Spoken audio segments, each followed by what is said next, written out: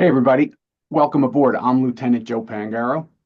And of all the things that we talk about here, of all the topics that we cover in the world, one of the things that's come to my attention recently, my career in law enforcement has shown me that all of us have to be prepared for anything. Anything can happen. Who knew before 9/11 on that morning that the world was going to change, right? But it did. So being prepared is kind of what we try and keep in our mind. I do school safety and security, business assessments. I do all that kind of stuff. I teach police officers, and the bottom line with all of it is being aware and prepare so that if something does happen, you can respond.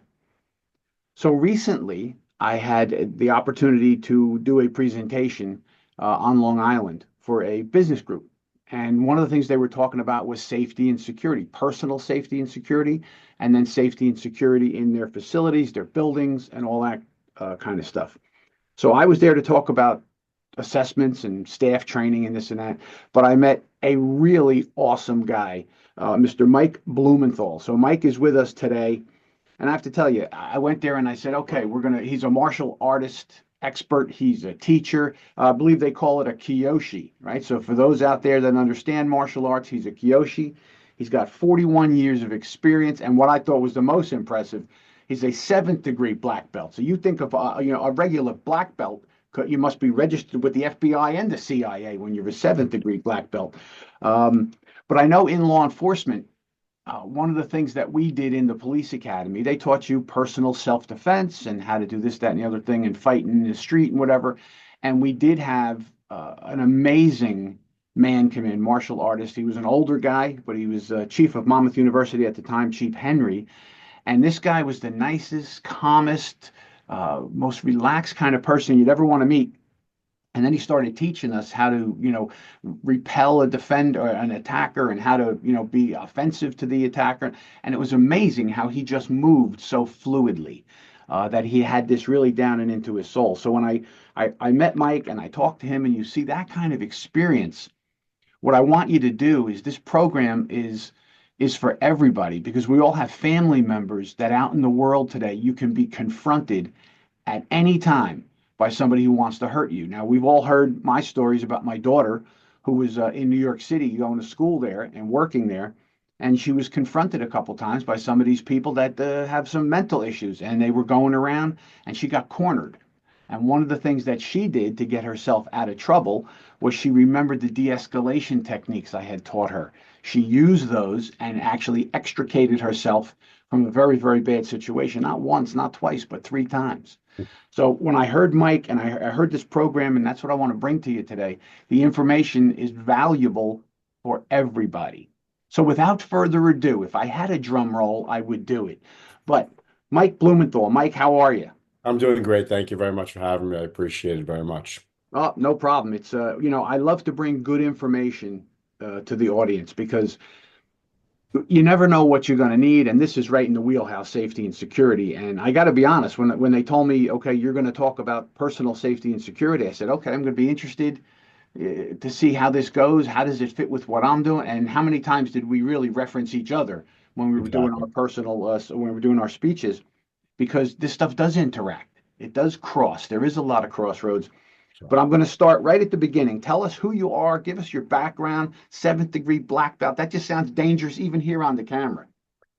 well, I'm a peaceful guy, so I'm not dangerous. But yeah, I've been training in martial arts since for 41 years. I'll age myself a little bit by telling you that I started at the same time as everybody my age started, which was right when the first Karate Kid movie came out. That was basically the impetus for all of us to start doing martial arts. So since 1984, I've been training in martial arts, a few different styles, but the one that I'm certainly the most proficient in, the one that I've earned my current rank in. Is a form of Okinawan karate that's focused almost entirely on self-defense, not for tournaments. It's really to life preservation, protect yourself and get out safely, not spend an awful lot of time fighting. And so that's what I teach to, basically children, teens, adults, all ages.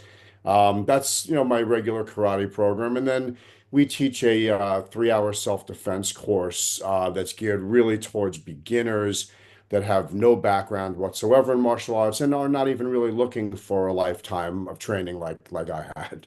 So that's our basic, yeah. That's amazing. And your studio on Long Island is absolutely beautiful in Smithtown.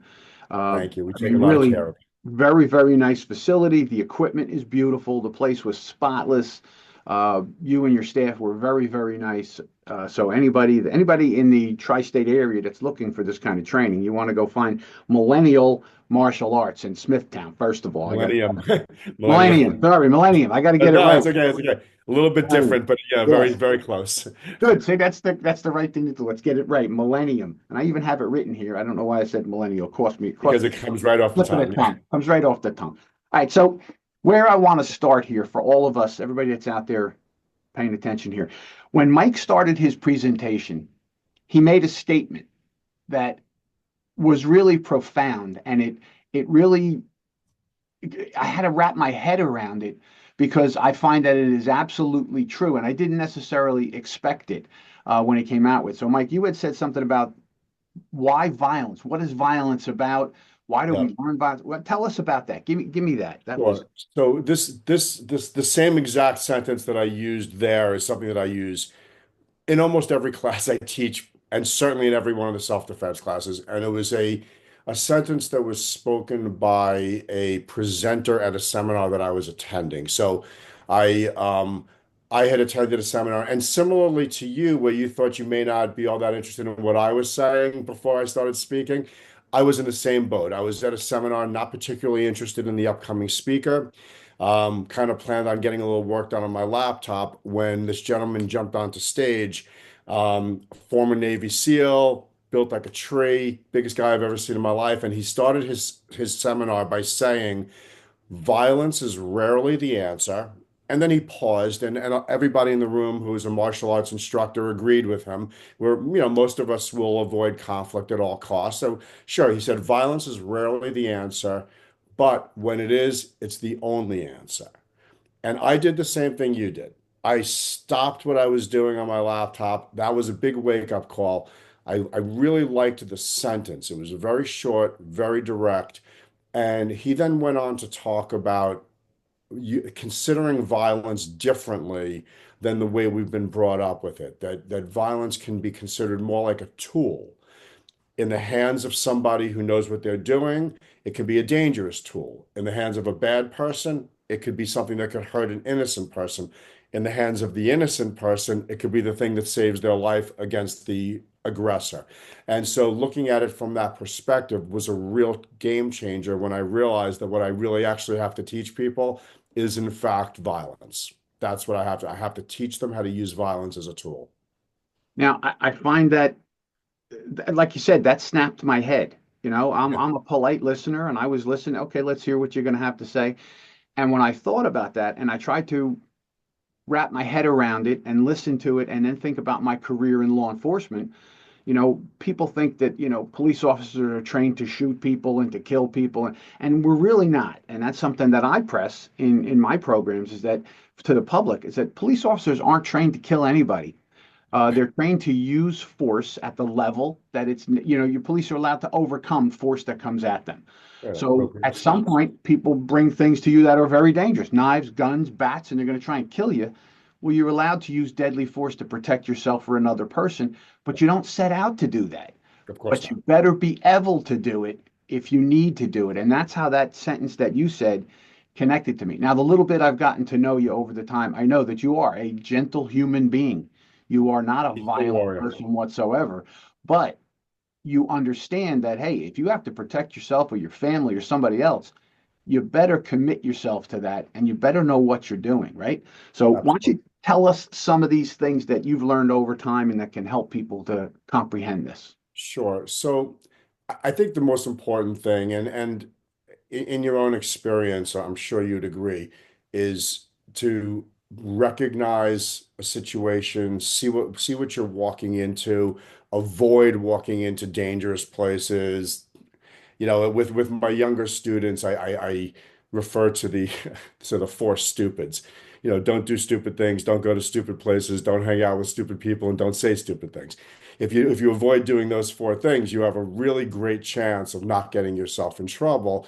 And if we all think back to all the things we did when we were teenagers that probably got us in trouble, we probably violated one, if not all four of those rules. So the first thing I always talk about is, just keep your head about you, know what you're getting into, keep your head up, walk high, don't look like a victim.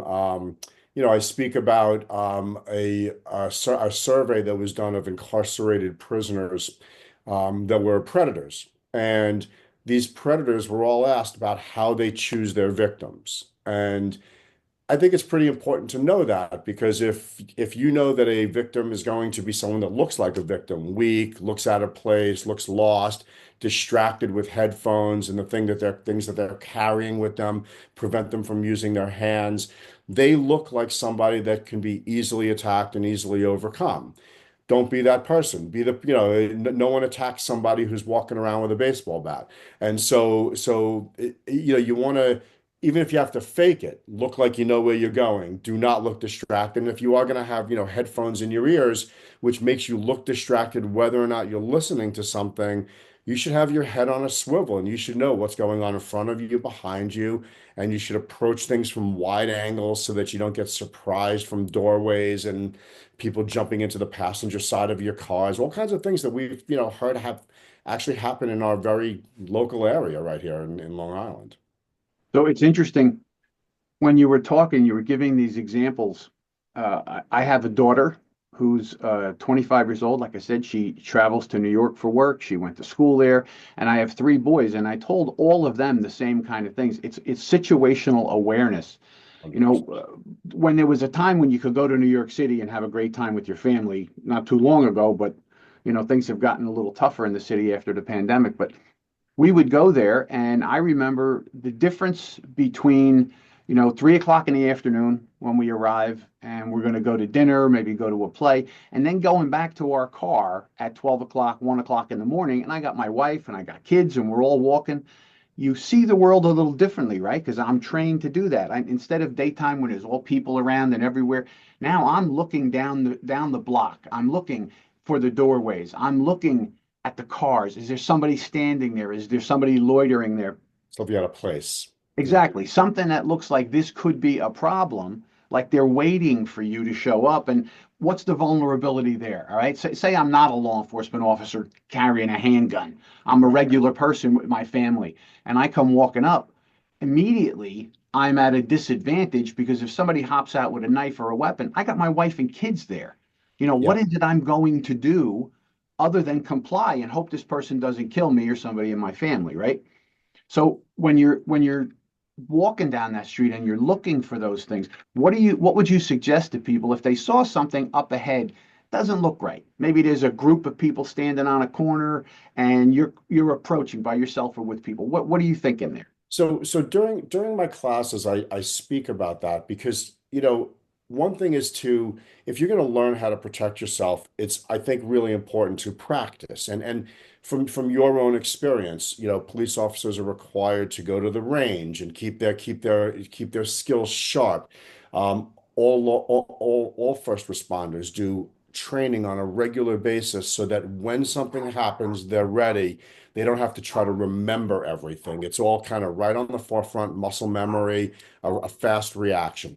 And so I tell people that it's really important after, especially if you're not taking ongoing training like I do with my martial arts students, that when you leave a self-defense class, you've got to kind of practice mentally, if not physically, all the time. And I tell them, play it, be a little crazy if you have to, but imagine that the guy in front of you at the Costco could turn around at any minute and swing the shovel he's about to buy. What would you do?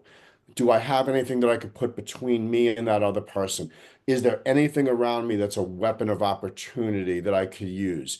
How could I protect myself against this guy that I'm sure is not going to actually turn around and hit me with a shovel? But I play that out all the time. Even when I go into the city now, I was in the city last week at a meeting.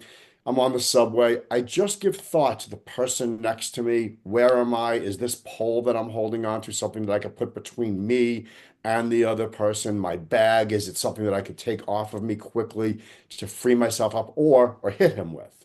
These are the kind of things that I give thought to because I believe that if you are always ready, then if somebody jumps out of nowhere at you, you will be prepared. If you're very complacent and believe that, no one's ever going to do things like that, you're going to be surprised. However, with all of that said, I do believe that de-escalation is primary. And so if I see something way up ahead that I think looks funky to me, there are choices that you can make. Cross the street.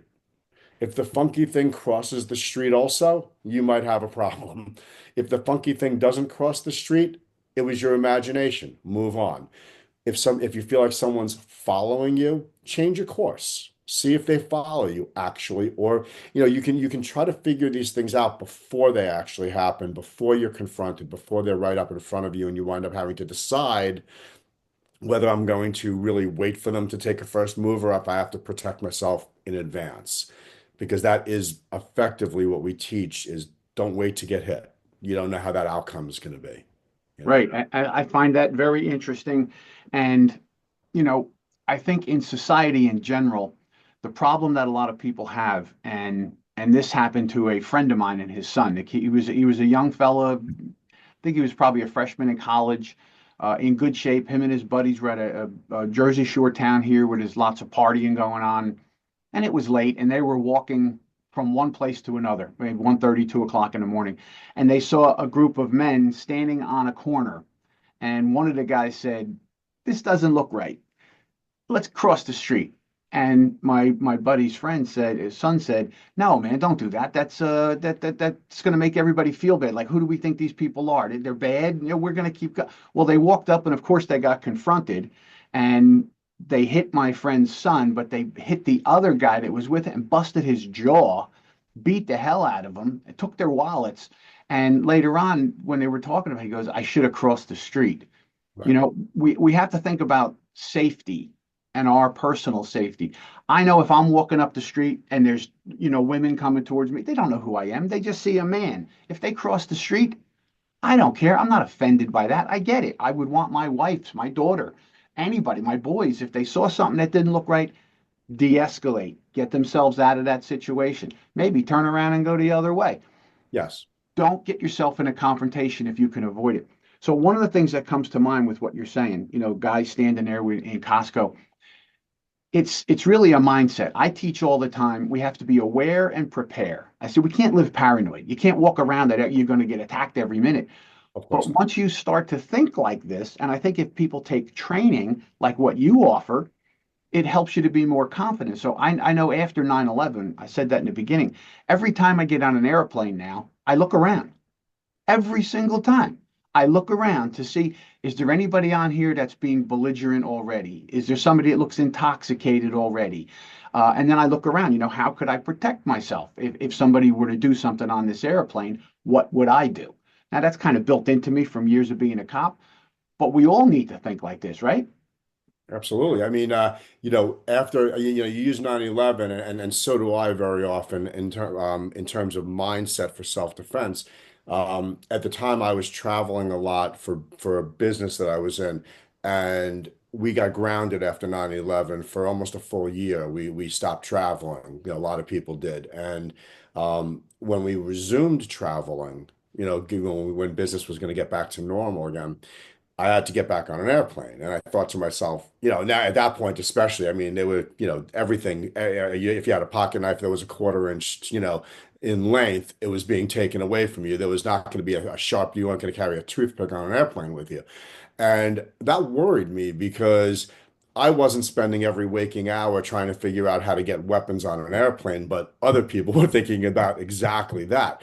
And so I thought of exactly that same scenario that as a martial artist, there's no way that I could have been sitting next to a person who was going to stand up and try to do something on an airplane without trying to fight. So it disturbed me that there was no method of me bringing something to protect myself on an airplane. And the first time I went to fly, I was really giving a lot of thought to that. And then I thought, no, there are weapons of opportunity that I have with me that are not going to be taken away by TSA. And the first thing that I came to was that my briefcase had like a big leather strap going from side to side with a big heavy metal hook on both sides to hold it onto my briefcase. I carry a keychain that has like a whole bunch of metal and junk on it. And all I did was, as soon as I got on the plane, is I unhooked my little strap, hooked my keychain to it. Now I had a 4 foot long flail that I actually know how to use as a weapon because of other weapons that I know how to use. And now I knew that at least I had something to keep someone at a distance or if I had to attack. So that was my mindset of putting myself in a little bit more confidence. But awareness, looking around you, making sure in all honesty, after 9/11, I changed subway trains 3 times that I can remember because I did not like someone that got onto the same car as me. I just got off the car. I waited for the next train. I was 5 minutes late to work, but to me at that point, it was a de-escalation move. It was putting me in a safer position for a very small expense, 5 minutes late to work. That was what Yep. my expense was. And I didn't have to, worry about things. The other thing that I talk to a lot of my students though about is about how do I say? It's a combination of minding your own business and don't be a hero. And, you know, road rage is a really good example of that. Someone cuts you off, you feel a need to go cut them off, honk your horn, give them the finger, do all these things that you need to do. The problem is these things sometimes result in horrible incidents, including a death about 10 years ago right near us in Long Island, which started out as someone just simply cutting somebody off. They got freaked out. They went and cut the other guy off, stopped him at an exit ramp. The guy got out of his car, started charging towards the first guy's car. He probably didn't even know why this guy was charging at him. He may have inadvertently cut him off. Who really knows? He grabbed a screwdriver out of his car and stabbed and killed this guy. And that's 2 lives destroyed over a stupid thing that makes no difference at all. Don't be a hero. You're not there to teach everyone to be a better driver. If someone cuts you on a line at Costco, you know, is it the biggest deal in the world? Maybe they're having a terrible day. Maybe they just got fired from their job. They wrecked their car. Their wife left them and their dog died 5 minutes ago, and they're just waiting for one more thing. Don't be that thing. Be more passive. Do everything you can to avoid the conflict. It's better for everybody, even somebody trained, Right. especially for someone trained, in fact. The last thing I want to do is ever use this other than to teach people how to, protect themselves. I don't want to use it, you Right. And, know? and I think if we go back to your sentence, violence is not really the answer, but sometimes it's the only answer. And you don't want to put yourself in a position to have to do it. I know Absolutely. when I retired from law enforcement and, I'm allowed to carry a handgun, because I'm a retired law enforcement officer. There's Right. an HR 218, I think it is, I can carry in the whole country. Whenever I can, I bring my gun with me because I would rather have it with me and not need it. And if something happened, I could do it. But what they tell you when you first sign up and get qualified to carry is you are to be an observer first. You are not to get involved just because you have a weapon unless you absolutely have to protect Right. yourself or a third party. So when I hear from somebody like you that is that highly trained, that you are capable of protecting yourself and others, and you're saying, hey, no big deal, don't get involved in the confrontation, I think that's important because I think sometimes we have these conversations, and I know I've had them with my friends, and you kind of feel obligated to, stand up for yourself and make a stand. And you got to really, is that the right thing to do here? Is it worth it? This person's a nut. And you're talking, this happened Right. 10 years ago. But you know what? If you watch these videos, these confrontations happen every single day. And now people are shooting each other in these road rage incidents. If somebody cuts you off, I get the feeling you're driving along and you got some knucklehead and they're whipping in and out, or these motorcycle idiots, and you say, you know what? Just let them go. Just Right. I slow down. That's what I do. When I see someone who's a nut on the road, I'm not going to try to catch up to them. I'm not going to try to cut them off. I'm not going to try to get in front of them and slow down to anger them and do all the kind of things yeah, that people do. Even just, giving them the finger and all those, because you just don't know where that's going to wind up. And Who cares? You Right. don't know them. You're never going to see them again. You're not going to help them become a better, safer driver. Stay back. There's a good chance if you stay back, you're going to see them pulled over on the side of the road in about Right. 2 minutes. So, I, and I think you're absolutely right. That's the feeling because there's memes out there on social media that if you cut me off, I'm going to pull in front of you and go slower. I'm going to do that. What are right. you doing? You're punishing somebody on the road. What happens if you're? I love the videos when you see somebody does something like that, and then next thing you know, you crash. And you just cost yourself your car. You could have got injured. Why? Because some idiot cut you off. He's an idiot. She's an idiot. Let him I, go. I, Let it go. I have a short story, but someone that I know well, and I don't want to get into any more detail than that, um, had some road rage incidents where he really just could not handle anybody on the road. I actually probably ended right there. And at one point, he came to me and told me that after a recent road rage incident, it's hard to believe, he opened up the sunroof of his car and threw a handful of pennies back out at them while they were driving. And I stopped him right there. And, this is not a young kid. This is someone Mhm. who's much older than should be doing something like that. Let's put it that way. I said, what happens if when you did that, one of those pennies hit the bus filled with nuns that flips over onto the other side of the road and hits a school bus full of kids on their way to school? Did you get what you were looking for? Right. Is it worth it? And Move I on think with your life. that goes to your point, unintended consequences. What are you doing? Listen, this is a great conversation. We're going to take a break for a minute, everybody. We got to pay the bills around here. So we'll be back in a minute.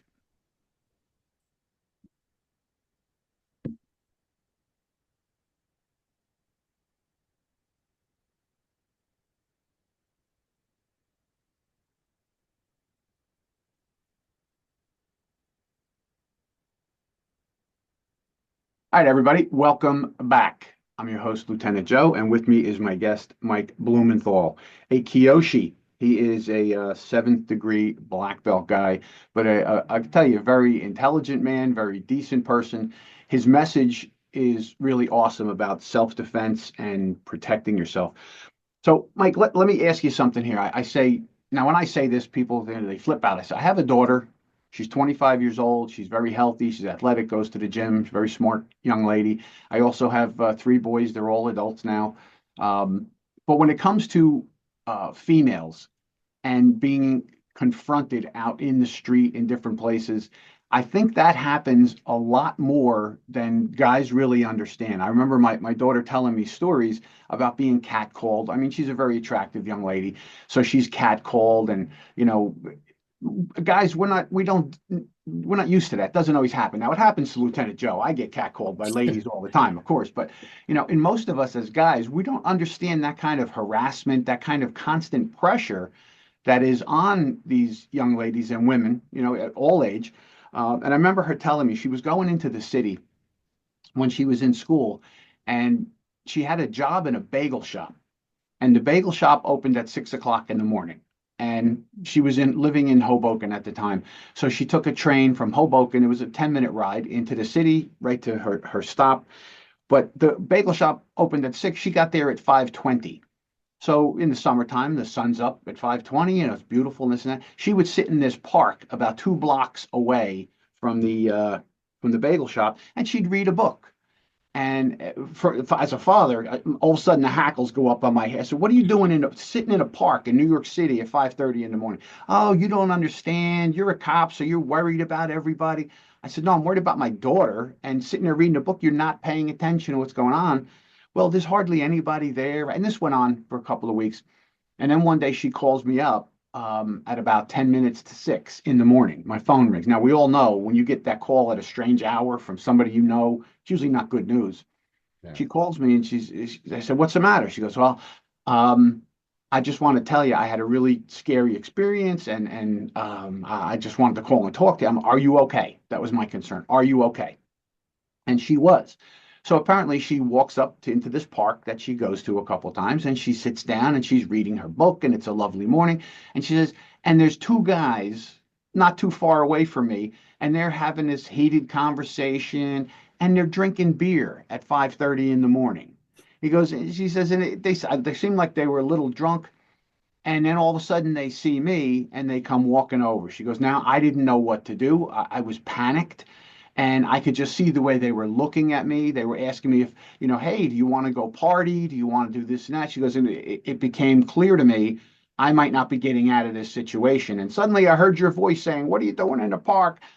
She goes, and what happened was, luckily, these guys were standing in front of me, and didn't feel I could get up and just leave.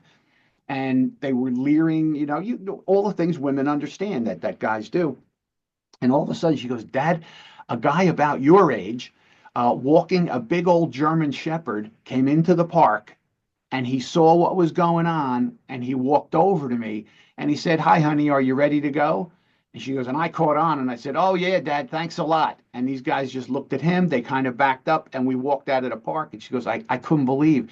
And the guy says, I saw what was happening. You were going to have a really serious problem if I didn't go there. I said, right. You could have been dragged off into the bushes and, horrifying, assaulted, but they might have killed you. Right. And she went to the owner of the business the next day and she said, I'm either taking the 6:15 train to work or you're going to open this place up at 5:30 so I can come in. And Right. it was a good lesson, but she also learned that on the train. Again, Dad, you're just saying things because you're a cop till she got confronted, like I said in the beginning of our thing. So for the ladies that are out there, Yeah. is this kind of training, is this something that you would recommend? Well, so the genesis of the program really, not my martial art that has been around for several hundred years, but for the self-defense course that I teach, the genesis of that about 10, 15 years ago, I started getting a lot of phone calls from people that were going away to where their kids were going away to college. That's where this all started. Right around April, May, June, I start getting all these phone calls. Their child's going to go away to college for the first time, and mostly women, but definitely not only women. But I would say probably a 60-40, 70-30 split. I get, mostly women, parents of women calling me. And these are women that have never had any experience with self-defense. They probably did not grow up in the home of a police officer, kind of warning them about things all the time. And they didn't grow up in the home of a martial artist who basically, stuck them in a karate school and said, whether you like it or not, you're going to become a black belt before you go away to college. That's my boys became black belts. I wish I could tell you that they liked every second of karate. They didn't, but they definitely were going to do it because it gave me peace of mind. And only now as adults are they able to look back on the value of that. But so I was asked regularly, can you teach my daughters how to be safer when they go away to school and they're leaving in 2 weeks, right? So that's a pretty big challenge when you look at someone who's been training for 40 years. It took me 40 years to get to where I am. How do I get someone there or at least somewhere better in a matter of hours? And I spent a lot of time studying it, trying to whittle down the advanced things that we do in martial arts to try to come up with some very simple things that pretty much anybody can do. And that's where my 3 hour self-defense class is right now. I teach people that do not have experience or even the mindset for violence. They've never hit anything in their life. They've never been in a fight. They think that their parents are crazy for wanting them to come to this thing in the first place. The eye rolling that we all get as parents from our teenagers. And they'll tell you that they went to school, they looked at their college said they've got these blue lights all over the place, everyone's going to be safe here, don't worry about it. But 1 out of 6 females between 16 and 19, 1 out of 6 females in general will have a violent encounter, and 16 to 19-year-olds are 4 times more likely to be there.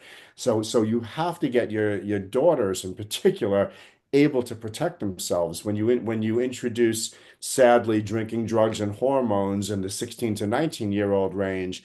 That's where you get a lot of violence. And so what I do is I figure out ways to teach people how to use parts of their body as effective weapons and how to get them to hit hard and know that they can hit hard.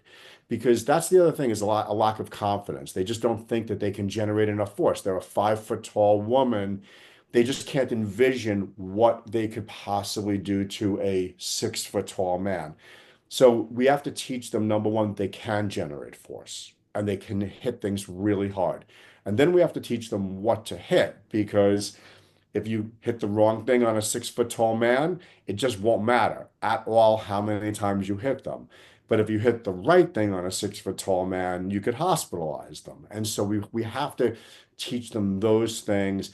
And we got to teach it to them in such a simple way that when they do walk out of the class after 3 hours, it's not all forgotten by the time they get to their car. And what I learned when I was preparing this class was that most of the other classes that were offered like this anywhere that I found, and even to this day as well, and I do search for this all the time to see if I'm still in the same position. Every other class I've found like this is generally a loss leader used by a martial arts school like myself to generate new business for their ongoing memberships. So they do a 45-minute class for free, tease you with a bunch of things that are probably way overcomplicated but look really cool, Mhm. but you're never going to be able to remember them. You're not going to know how to do them under stress, and you're not going to really leave with anything valuable. Whereas if I could teach someone, for example, in my class, you will hear the phrase the pinky side of your arm 300 or 400 times over 3 hours. Because what I'm trying to tell them is that the pinky side of your arm is a big sharp bone. And if you swing that thing, it's like swinging a sword. So we got to find targets to hit with this sword. And that's what I want to teach them. I'm not going to teach them 6 different ways to punch with different open hands, closed hands, how to grab and get grabbed, because it's not going to work under stress. You got to hit something and break it and then get out of there. That's it. Right. I find that very interesting. So I'm making notes here as you're talking, and when I was in the police academy, they taught us, and we didn't we didn't know any of this stuff, but two things that came up here. You said this in the program the other day, and it's true. You might have young men in your family, young ladies in your family. They've never been in a fight. They've never been in a fist fight. They've never been in a wrestling match in school. When I was a kid, that was a regular kind of thing that went on. You got into an argument, and next thing you know, you're in a fist fight in the hallway, and then 10 minutes later, you're friends again. But you did learn that experience of throwing a punch and taking a punch. Yes. And I know people today, when you talk to some of these young people, and they're like, oh, if you get hit, you're going to hit, you're going to go down. No, you can take a pretty hard punch if you're prepared for it, if you know what it's like. So a lot of young people today don't have any experience with that kind of physical conflict. So Yeah. going to a class where you learn that, I think, is extremely important. And when I True. went to the academy, they taught us again, we had this Chief Henry come in, and this guy, once we saw him start doing stuff, we were amazed because he was an older guy, he was a bigger guy, he was just amazing. But he taught us the seven deadly spots. And that's what he called it, the seven deadly spots that if you hit somebody, you could incapacitate them or you could kill them. So now you have to understand the power that you have. What I think is important for everybody listening, if you have young people or for you, for your wife, your sister, your daughter, for you, for your anybody in your family, this gives you some confidence, not that you go out looking for trouble, but that you feel you can assess a situation and make a good decision. And if Even the you playing have, field. yes, and if you have to protect yourself, you're not feeling like you're going to lose because that's a losing mindset, right? That's what we Yeah. talk about the mindset. You have to feel you're going to win. You said practice. When I teach police investigation courses, I bring in role players because I'm teaching and people are listening and they're taking notes. But until they actually have to do the things they've been taught, it doesn't always stick. Right. So you're 100% right with that. With that, the other thing I'm noticing here, and I've probably, I started out. I'm older than you. You started with the Karate Kid. I started with David Carradine in the Kung Fu show. And I was always so impressed with the martial arts, even the TV of martial arts, is the thinking that goes along with martial arts.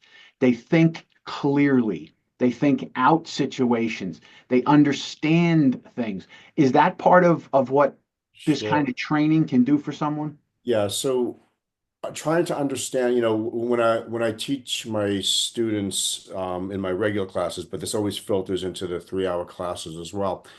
There's a lot of science and understanding behind what we do. It's very important for us to understand the anatomy because a grown man, if I punch you 25 times in your chest, you're going to look at me like I'm crazy and then hit me. That's what you're going to do. But if I punch you once in the throat, that's it. We're done. Right? So in order, it's very important for me to understand that. It's very important for me to be able to um, understand the physics of if I grab you a certain way, how can I move your weight to where I want it? I cannot physically just pick you up and put you down, but I can put you over a lever. I can throw you over a fulcrum. There's all kinds of things that I can do. When I understand the combination of anatomy and the physics of things, I also know different ways that the body does not like to be bent. I know that if I'm going to attack a very big person, it makes very little sense for me to attack their whole body, but they've got a pinky that does not like to be bent backwards, just like everybody else. And so we attack the small things. And so understanding all of that stuff is very important. But being confident that you really fully are engaged with it is what calms you down.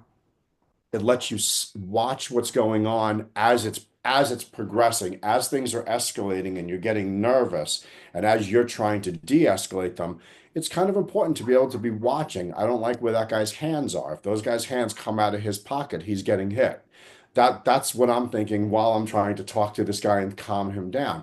I teach my students how to begin recognizing a situation and go through a series of postures that are non-threatening, move you a little bit away from your opponent, get your hands above your waist, start gesticulating a lot, using your hands in conversation, because hands that are being used in conversation are not being stared at by somebody else who's saying that they're going to push grab one of those hands. These hands are all over the place. You're not going to be thinking about grabbing one of them because they're never going to be in the same place for more than 2 seconds, just like I'm talking to you right now. So all of these little dynamics are important, and then being able to kind of flip the gears and hit the thing that you've been thinking that you might have to hit is important. That's excellent. And I that goes along with what hit me here is this thinking process that goes in. I think in an emergency, anybody who's never been in an emergency situation, you can see where people they lose their stuff. They They they they, freeze. they get Right. overwhelmed. They see there's too much input. They don't know what to do. They can't make a decision. So when I talk to people, I talk about fight or flight. I think is something that most people know about. They understand that we've heard that our whole life. Fight or flight comes to us from when we were first onto the planet as a species. The lion jumps on the trail. You either fight the lion or you run away from the lion. Right. The third part of that equation that we never think about is freeze, right? If you, Yeah, you and said that the other day. I like yes, that. Yeah. yes. And the phrase that I came up with is you don't want the first time you have to do something to be the first time you think about it. Yeah. So if I've never thought about being confronted by someone on a subway, on a street corner, in a restaurant, in a car stop or whatever, if I've never thought that through and what could I do? What am I looking for? I'm not going to know what to do, and then I'm vulnerable, right? So Yeah. when I look here, and you said early on, you give these students the four rules, and I think that is part of what martial arts does is helps you to think. You give them four rules. If you don't do these four things, you're probably not going to get into these problems to begin with. I think that gives young people a lot of added ability to consider things and maybe not make those mistakes, right? Because a lot of us make mistakes when we're in a situation we don't know what to do and we just pick a choice. And Yeah. when it comes to violence, you really do have to pay attention and look around. I think, And desensitizing people to things is very important. You said before, some people have never gotten into a fight, never gotten hit. And the first time you get hit, it can be shocking to you. But and not that this is something to brag about, but I've been hit.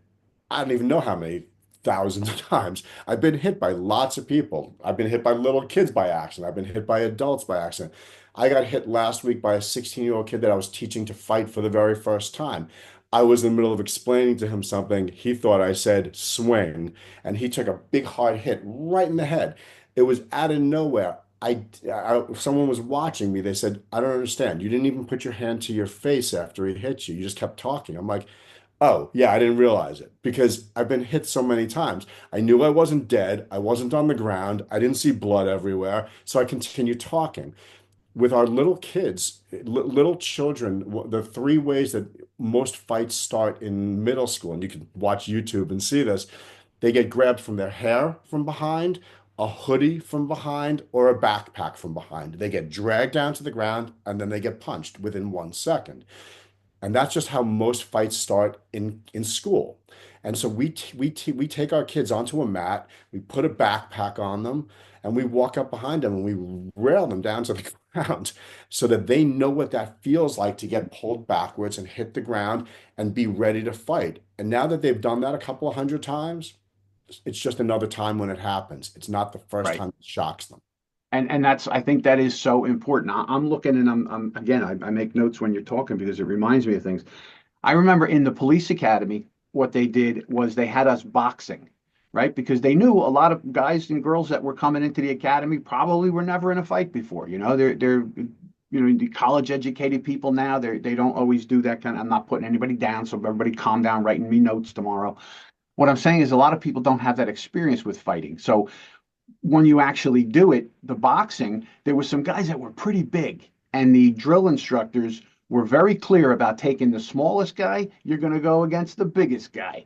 You know, Absolutely. this female's going to go against this big guy. And it was just, you sit there and you said, holy moly. Well, we're watching, and you could see the big guy very confident because this is a smaller person.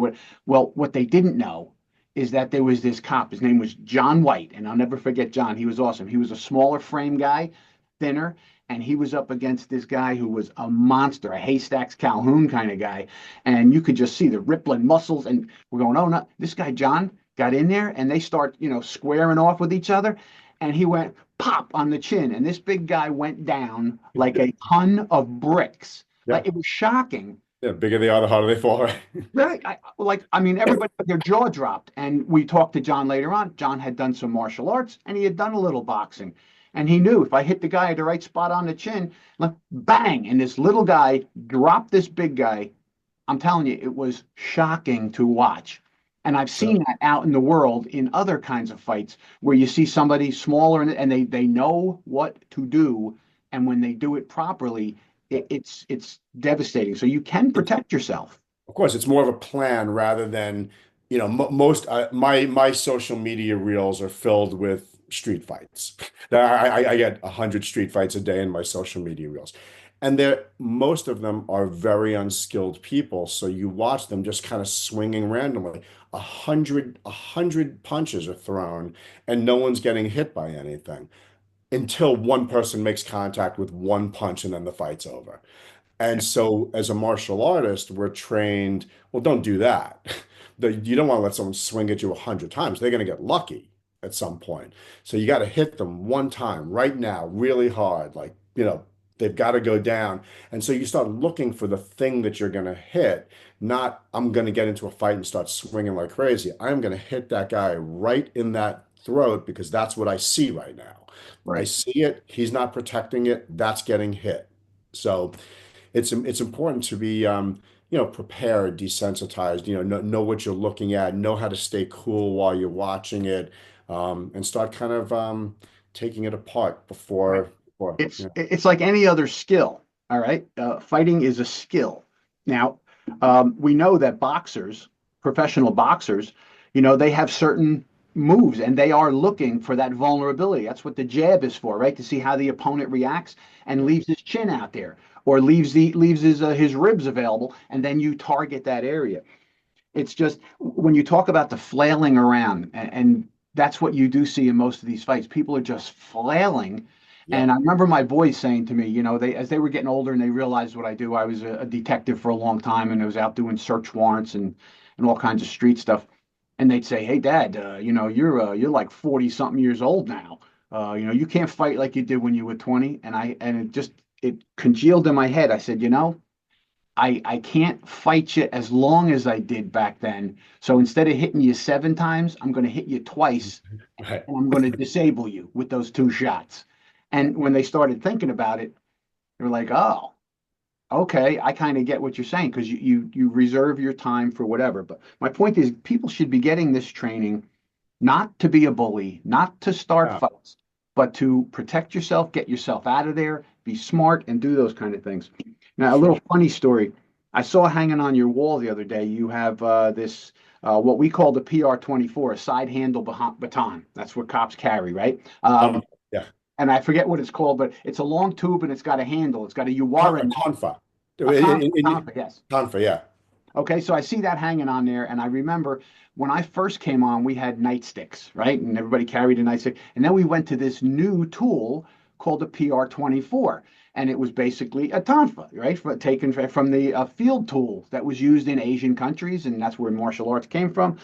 And we learned that you have this handle, and they taught us, the short swing, the stroke, the punch, the this, and everybody's learning all this stuff, how to do the Georgia State Police takedown and this and that and the other thing. And we're in this class, and they're teaching us this, and we had, in service every year to do all these kind of things with an expert. And then I'd watch out in the field. Somebody would pull a baseball bat on the cop, and the cop would pull the PR-24, and it basically turned into a bat. And it was just a bat fight. And I said, Right. "What happened to the Yawara knob strike and this and that?" And because we didn't practice it enough, Right. that it became natural. When you saw somebody that was good with that tool, they used it precisely. They used it.